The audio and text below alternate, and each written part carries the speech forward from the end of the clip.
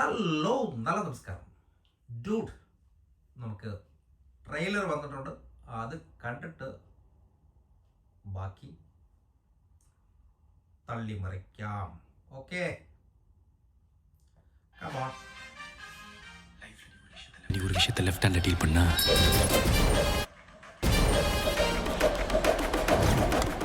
Life ஒன்று left ஹேண்ட்ல deal பண்ணு.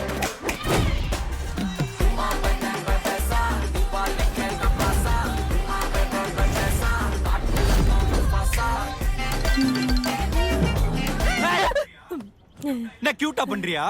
கியூட்டா இல்ல. ஐயோ, ஒரு உதவாகற நீ அவனுக்கு அசிஸ்டன்ட் உதவாகறியா? இனிமே எப்பெல்லாம் உனக்கு தம் அடிக்கணும் போகுதோ அப்பெல்லாம் இந்த சாக்லேட் சாப்பிடு. அவளுக்கு ஒன்று பிடிச்சிருக்கலாம், எப்போ கல்யாணம் வச்சுக்கலாம். நமக்குள்ள இந்த லெவலில் செட் ஆகாது. என்னடா உன் கதை?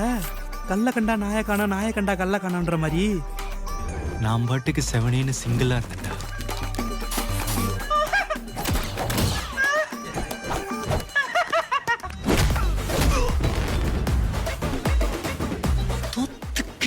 இருக்கியடா கிரிஞ்சா இருக்கா? ஒன்ன சொல்லி குத்தோம்ல, அடுத்தவன் ஃபீலிங்ஸை கிரிஞ்சா பார்க்கறது தானே இப்போ ட்ரெண்டே. எனக்கு பயமா இருக்கு, எனக்கு பயமா இருக்கு, பயமா இருக்கு, பயமா இருக்கு. ப்ளீஸ்டா, ஏதாவது பண்ணு. ஃப்ரண்ட்ல வச்ச லெக்க பேக்ல வைக்கிறது நம்ம ஹிஸ்ட்ரியில இல்லை. எதுவாக இருந்தாலும் நான் ஃபேஸ் பண்ணிக்கிறேன். இந்த உடம்பு வச்சுட்டு சண்டைக்கு போறியே, உன்னால 10 பேர் வந்து அடிக்க முடியுமா? 100 பேர் வந்தாலும் அடி வாங்க முடியும். நமக்கு மட்டும் ஏன் எல்லாமே லேட்டாக புரியுது.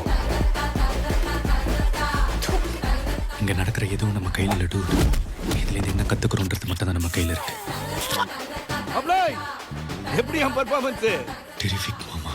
நல்லா இருந்தா 2 பேர் லைஃப் நல்லா இருக்கும், இல்ல 2 பேர் இது நாசமா போகும். இருந்தாலும் தாலிக்கு மரியாதை இல்லையா? தாலிக்கு எந்த மரியாதையும் இல்லை, அதுக்கு பின்னாடி இருக்கிற அந்த பொண்ணோட ஃபீலிங்ஸ்க்கு தான் மரியாதை.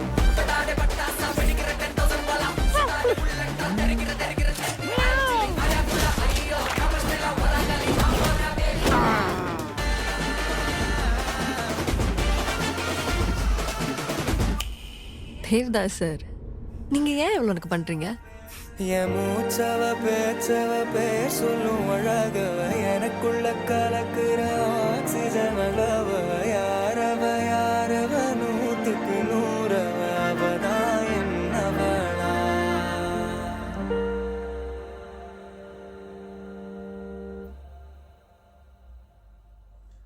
ചെറുതായിട്ട് ഡ്രാഗൺ മണക്കുന്നുണ്ടോ എന്നൊരു സംശയം.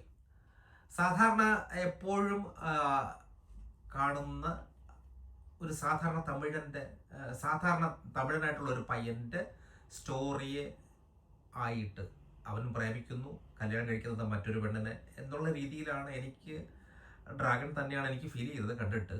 എന്തായിരുന്നാലും മൈത്രി ഫിലിംസ്, തെലുങ്കൻ കമ്പനി ഒരു പക്ഷേ ഇത്രയും ഒരു രീതിയിൽ എടുക്കണമെങ്കിൽ എന്തെങ്കിലും കാണും എന്ന് തന്നെയാണ് പ്രതീക്ഷ. എന്തായിരുന്നാലും മമിത എനിക്ക് തോന്നുന്നു ഒന്നിലും ബെസ്റ്റി ആയിരിക്കും.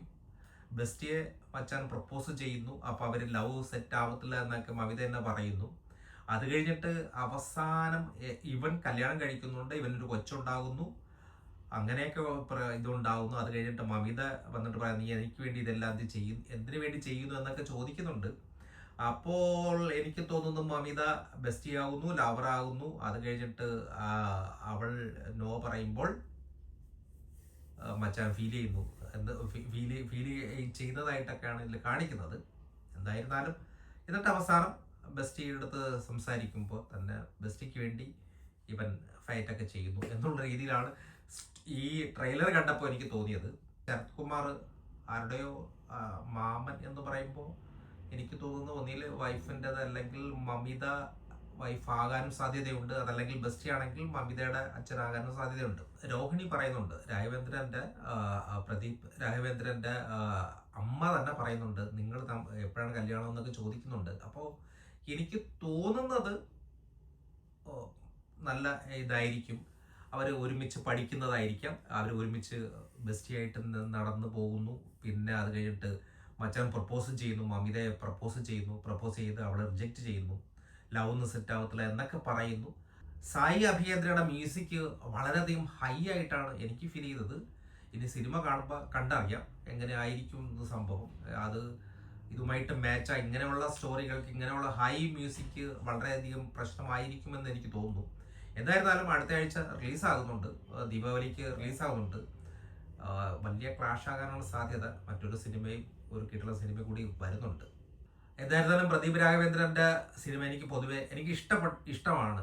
കാരണം പുള്ളിക്കാരൻ ഒരു സാധാരണക്കാരനായിട്ട് നന്നായിട്ട് തന്നെ സിനിമയിൽ ബിഹേവ് ചെയ്യുന്ന ഒരു മനുഷ്യനായിട്ടാണ് എനിക്ക് ഫീൽ ചെയ്തിട്ടുള്ളത്.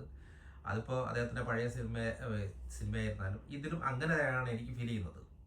ഓക്കെ, പിന്നെ ആവർത്തന വിരസത വരാൻ പാടില്ല എന്നുള്ളതാണ് എനിക്ക്. ഡ്രാഗണും ഇതും ഒരേ രീതിയിൽ ആണോ എന്നൊരു സംശയം. സ്റ്റോറി ബേസ്, പിന്നെ ഇതിൻ്റെ ഡയറക്ടർ തന്നെ കീർത്തേശ്വരൻ തന്നെ ഇതിൽ അദ്ദേഹത്തിൻ്റെ ഇൻ്റർവ്യൂവിൽ ഞാൻ കണ്ടിട്ടുണ്ടായിരുന്നു. ഇദ്ദേഹം ഈ സിനിമ ഉപേക്ഷിച്ച് പിന്നെ കുറേ കാലം കഴിഞ്ഞതിന് ശേഷമാണ് ഈ സിനിമ വീണ്ടും എടുക്കുന്ന ആ ഒരു മൈൻഡിലേക്ക് വന്നത് തന്നെ. അപ്പോൾ എന്തോ കൊണ്ടാണ് എന്തോ ഒരു സംതിങ് റോങ് ഉണ്ട് എനിക്ക് തോന്നുന്നത്. ചിലപ്പോൾ ഡ്രാഗണുമായിട്ട് ഒരുപക്ഷെ സെയിം സ്റ്റോറി ആയതുകൊണ്ടായിരിക്കും ചിലപ്പോൾ ഇദ്ദേഹം അത് ഉപേക്ഷിച്ചതെന്ന് എനിക്ക് തോന്നുന്നു.